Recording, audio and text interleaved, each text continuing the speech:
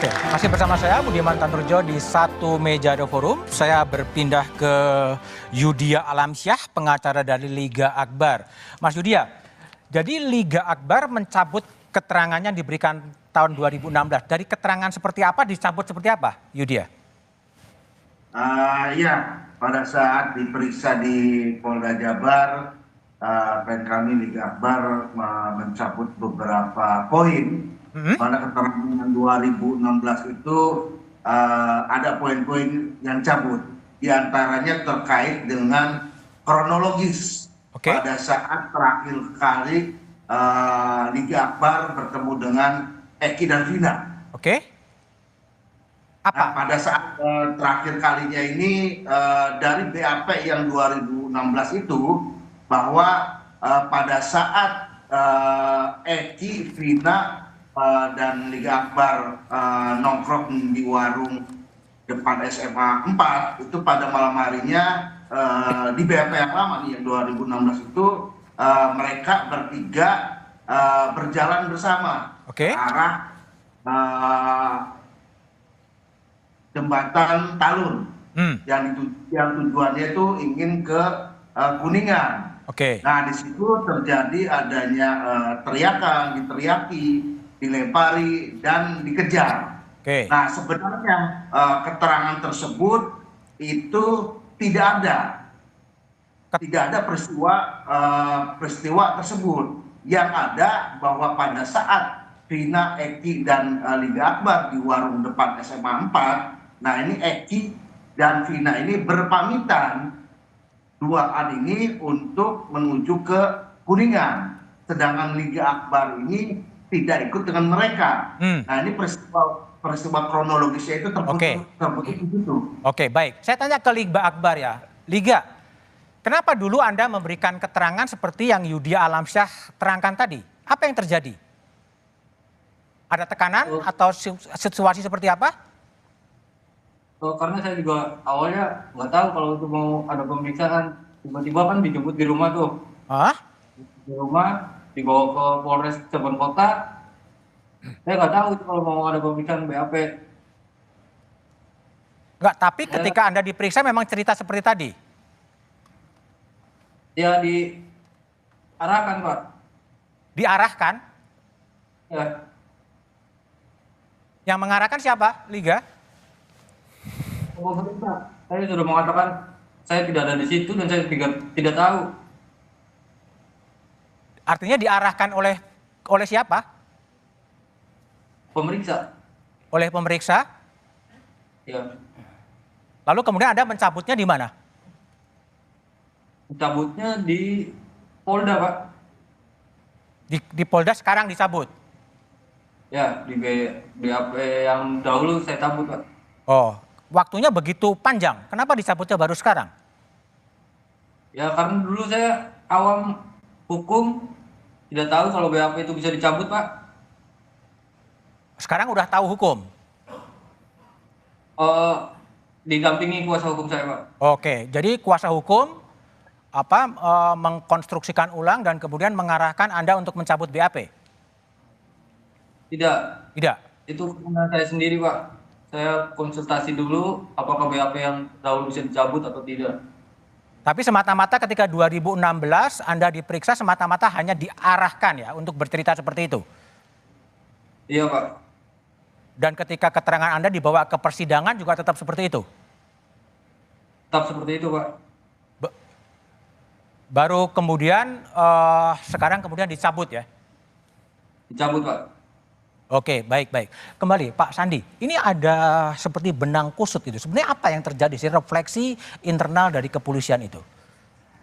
Jadi senternya ke saya sekarang berarti ya? Oh iya, silakan. Baik, terima kasih.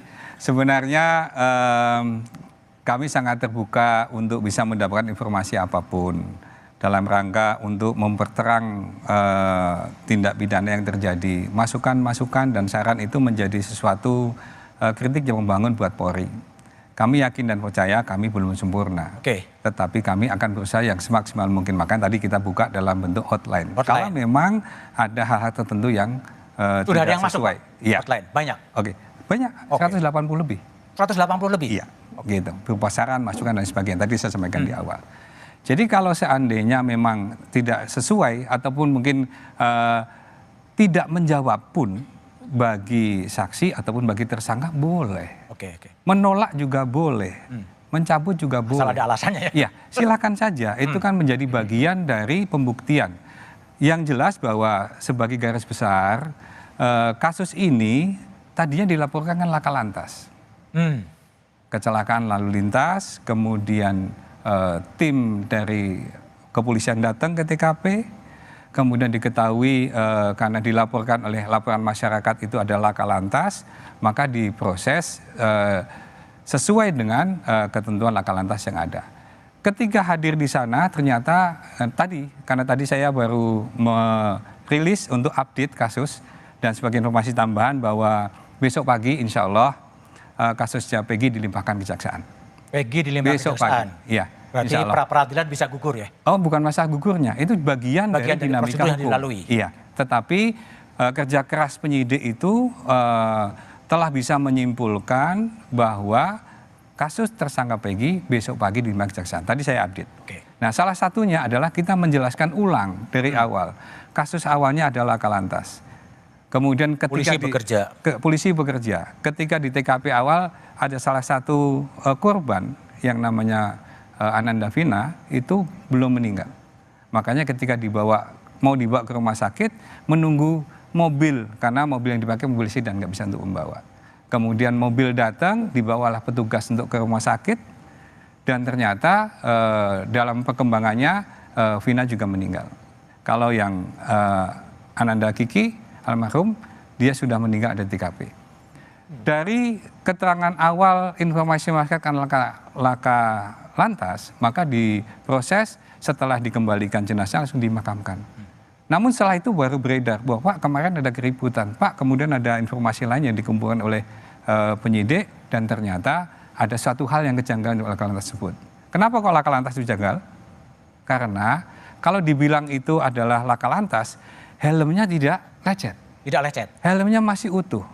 Motornya si korban juga tidak ada yang lecet juga? Rusak, hanya lecet sedikit. Kemudian dilihat dari hasil visumnya, masa helmnya nggak pecah, tengkoraknya bisa? Oke. Tadi yang disampaikan oleh Mas Indra memang tidak salah, karena memang itu di judulnya di dalam hasil visum adalah trauma tumpul. Trauma benda tumpul, oke. Iya, trauma tumpul, tapi ada kelanjutannya. Trauma tumpul pada berupa patah tulang atap tengkorak. Mohon maaf sih sebenarnya saya nggak mau menyampaikan ini, tapi ini untuk menambahkan informasi tambahan. Atap tengkorak bagian belakang, bagian depan dan belakang, patah tulang dasar tengkorak, patah tulang rahang atas, patah tulang rahang bawah. Itu menjadi bagian kalau itu dibilang sebagai kecelakaan lalu lintas ada hal yang janggal dan lain sebagainya, sehingga dari hasil tersebut maka dilaksanakan penyelidikan. TKP-nya di 2 tempat. Satu masuk wilayah Polres Kota Cirebon dan satu tempat berkumpulnya masuk ke Polres Kabupaten. Sehingga dilimpahkanlah ke Polda. Proses berjalan, sudah dilaksanakan penyidikan, sudah dilaksanakan penelitian oleh kejaksaan, di kejaksaan juga sudah dinyatakan lengkap, proses sudah divonis oleh pengadilan dan ini semua diungkap di pengadilan. Keyakinan hakim adalah pelaku bersalah. Semua terbuka di persidangan nanti ya? Di persidangan dibuka. Kemudian di pengadilan negeri tidak cukup, dia banding, di pengadilan tinggi, demikian halnya sampai ke kasasi, dan tidak hanya cukup di kasasi, yang mungkin belum diketahui oleh teman-teman sekalian, bahwa tersangka yang terlibat kasus tersebut, ada 7 orang itu juga mengajukan gerasi kepada Presiden. Sudah mengajukan gerasi? Sudah mengajukan gerasi kepada Presiden. Pada tanggal 24 Juni 1999. Di mana salah satu syaratnya dia membuat pernyataan, 7-7-nya membuat pernyataan sendiri, salah satunya menyatakan poinnya adalah dia mengakui kesalahannya dan merasa menyesal atas perbuatan tersebut karena merugikan pihak keluarga korban maupun keluarganya sendiri. Itu bagian yang utuh dan gerasinya ditolak. Oleh gerasinya ditolak. Baik, Sujiwo Tejo, saya ingin lihat Anda sebagai budayawan ya. Ini huru hara dalam tanda petik dalam bahasa saya muncul setelah kemudian film dibuat, netizen bergerak dan kemudian seperti sekarang ini? Karut marut seperti itu. Gimana Anda memandang peristiwa ini? Itu sudah lama, Kang Budiman ya. Jadi pengaruh karya seni terhadap gerakan sosial itu selalu dipertanyakan sebelumnya, termasuk di Uni Soviet, sastra. Apakah gerakan-gerakan itu karena puisi Rendra, ada penyair besar namanya dulu Rendra, atau ini karena film? Karena saya percaya pada teori fisika modern bahwa tidak ada satupun peristiwa di dunia ini, yang boleh terjadi hanya karena satu sebab. Oke. Itu fisika modern yang saya anut. Nah, sekarang saya tanya ke Pak Sandi, tingkat kepercayaan masyarakat ke Polri sekarang berapa? Tingkat di antara lembaga-lembaga? Alhamdulillah sampai dengan terakhir kemarin dari operasi Lebaran, meningkat menjadi 87% lebih, dan terakhir yang dari rilis Bapak Kapolri yang terakhir adalah 90,4%. 90,4%. Terakhir. Tinggi itu? Iya agak tinggi, tapi maksud gue gini, jangan-jangan film ini bertemu dengan masyarakat yang sudah nggak percaya kepada Polri, gitu loh. Karena film nggak mungkin berdiri sendiri. Saya lihat ini ditonton hampir 5 juta orang dalam 41 hari. Itu sangat tinggi untuk film Indonesia menurut.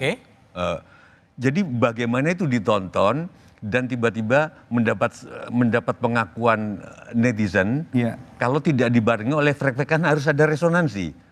Kecuali kalau ternyata urutan lembaga paling dipercaya apa Pak sekarang? Ada nggak surveinya, Kang Budiman tahu nggak? Mungkin. Ya polisi termasuk cukup tinggi. Oh cukup tinggi. Makanya, sekarang. Harusnya tidak dapat resonansi itu. Karena ada juga film Marsina, ada juga nggak film atau pementasan tentang Wiji Tukul. Anda mau mengatakan apa? Nggak menyebabkan gerakan seperti ini? Artinya film Marsina, film Wiji Tukul berbeda reaksi netizen dalam kasusnya Vina? Beda. Kenapa beda? Ini sangat masif. Saya nggak tahu. Nah, dugaan saya, kalau memang rendah kepercayaan kepada polisi berarti ada resonans kan. Nah ini kepercayaan tinggi berarti. Berarti dugaan lain karena. Survei Litbang Kompas Mas waktu itu. Survei dari Litbang Kompas juga salah satunya. Berarti karena masalah yang sangat personal. Kalau Marsina kan masalah buruh, masalah Wiji Tukul juga masalah pergerakan bawah. Generasi sekarang kan nggak makan gitu-gitu Kang Budiman. Begitu masalah pembunuhan remaja, Gen Z atau apa yang mungkin terkait dengan dugaan-dugaan cinta dan lain sebagainya. Ini peristiwa 8 tahun lalu, Tejo. Peristiwa 8 tahun lalu nggak masalah. Ya, dibuat film dan kemudian kehebohan kalau Kang Budiman ingat Cyanida yang Jessica Wongso. Itu juga rame. Walaupun tapi tidak seramai sekarang. Oh rame, tapi kejaksaan sampai angkat bicara. Kami akan tetap pada keputusan ini biarpun masyarakat ngomong ini. Kan sekarang kan polisi kelihatannya juga memperhatikan. Itu aja. Oke, baik. Mas dari Saiful Salim dari keluarga Vina. Sebetulnya apa sih yang sekarang kejanggalan-kejanggalan dirasakan dari keluarga Vina sebetulnya dalam kasus ini? Yang pertama perlu kami sampaikan bahwa kejanggalan yang kami lihat dalam masa proses kami dari tim Hotman 911 itu menjadi kuasa hukum di tanggal 16 Mei kemarin. Nah, setelah pasca film ini viral, pihak keluarga Vina datang ke Bang Hotman untuk melakukan pendampingan. Tentu Bang Hotman pasti akan menanyakan pendampingan apa. Perkara sudah selesai, putusan sudah ingkrah. Namun yang disampaikan oleh keluarga itu adalah masih ada 3 DPO yang belum dicari. Begitu. Nah, lalu kami membuat satu tim kecil untuk melakukan investigasi secara independen. Sehingga ini menjadi viral, salah satu perannya itu adalah Bang Hotman. Ketika Bang Hotman menyampaikan melalui sosial medianya. Sosial media. Sehingga semua mata publik itu melihat. Bikin tim mencari fakta gitu ya. Betul. Nah, oleh sebab itu ketika perkembangan yang kemudian saat ini berkembang di masyarakat, Bang Hotman juga tentu akan melihat dalam 2 sisi. Yang pertama, melihat secara objektif untuk kedudukan korban maupun pelaku itu adalah konteks keadilannya. Misalnya kita bicara soal Vina. Sekarang almarhumah Vina yang perlu kita pertanyakan, kalau memang misalnya ini adalah benar dan betul bahwa terpidana yang lain itu adalah bukan pelaku dan Peggy yang ditangkap ini adalah bukan pelaku, lalu kita abaikan soal fakta persidangan. Atau yang poin kedua, apakah ketika Vina untuk mencari suatu keadilan itu dengan mengatakan bahwa pelaku yang 7 terpidana dan 1 sudah bebas dan 1 yang telah ditangkap itu adalah Peggy dan 2 DPO lainnya, apabila misalnya mereka yang kemudian melakukan tindak pidana, lalu keadilan bagi Vina itu seperti apa? Karena saat ini kita melihat proses di Polres maupun di Polda ya, itu sangat menjanggal menurut kami. Kenapa? Sangat janggal. Sangat janggal. Misalnya kita bicara soal proses penyelidikan dan penyidikan di tingkat Polres Cirebon dan penyelidikan dan penyidikan di tingkat Polda. Sampai bahkan perkara ini dinyatakan P21 oleh kejaksaan, dibuatkanlah dakwaan, dibuatkanlah tuntutan dan bahkan hakim itu memutus. Ketika hakim memutus bahwa benar 8 orang itu adalah melakukan perbuatan pidana. Dan 3 lainnya itu dalam keadaan DPO. Putusan hakim di dalam amar putusan yang paling terakhir itu hakim mengatakan 3 ini masih DPO. Nah, kalau masih DPO, kenapa? Yang kami sayangkan sekali itu adalah Polda Jabar itu memberikan informasi kepada publik seharusnya jangan tergesa-gesa. Masa mengatakan bahwa 2 itu adalah fiktif. Berarti sama saja dalam hal ini adalah kepolisian itu mengatakan bahwa kerja kejaksaan dan putusan hakim itu adalah tidak sesuai. Ya, oke, baik. Nah, saya ada tambahan sedikit. Oleh sebab itulah makanya menurut kami Bang Hotman sampai hari ini menitipkan pesan kepada seluruh penegak hukum, dalam hal ini adalah Polres atau Polda, itu meminta hanya 1, yaitu adalah memberikan kejelasan terkait dengan 2 DPO. Kami tidak mengejar yang lain, karena ini kita berangkat dari fakta persidangan. Mungkin seperti itu. Baik, Pak Ugro, ini kan menarik ya, banyak sekali tadi terungkap berbagai kejanggalan. Orang jika bisa seandainya mungkin tidak viral dan tidak ada film dan kemudian viral, kemudian tidak terungkap. Jawaban Pak Ugro seperti apa sih? Tapi jawabannya setelah jeda berikut ini.